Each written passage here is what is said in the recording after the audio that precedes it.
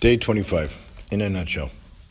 3 of the 12 curses in the Torah apply to those who speak Loshon Hara. This concludes the Chofetz Chaim's introduction, which he says should be reviewed again and again. Avoid being cursed. Upon entering Eretz Yisroel, after the 40 years in the Midbar, the Jewish people renewed their eternal relationship with Hashem and His Torah.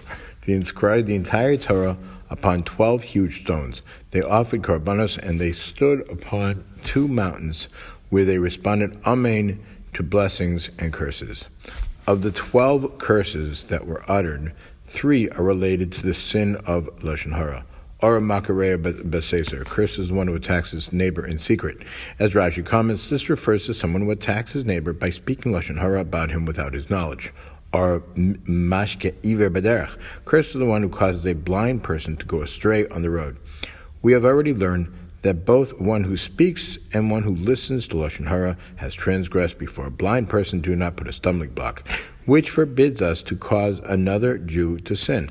The curse applies only to anyone who transgresses that sin.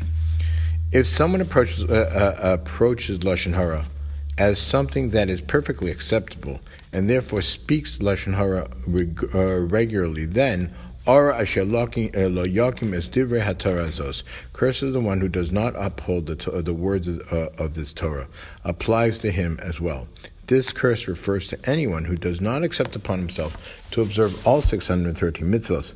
In the Chofetz Chaim's words, a person who treats Loshon Hara as something that is hefker, something that is not to be taken seriously, that can be disregarded, is no different than someone who accepts upon himself 612 mitzvahs instead of 613. The Chofetz Chaim adds, his sin is too great to bear.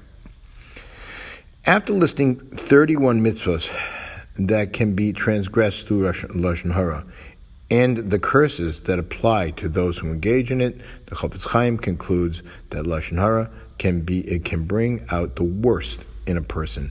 People who make it a habit of maligning others show a tendency towards anger, cruelty, and a host of other negative traits because Loshon Hara is so destructive to the subject, the speaker, the listener, and the entire Jewish nation. There is a specific mitzvah, lo selech rachel ba'amecha, do not go as a gossip monger among your people, that prohibits it. Chofetz Chaim concludes his introduction by urging us to review it again and again, for it is compiled from the words of the Rishonim, whose holy pure words are aflame like fiery torches.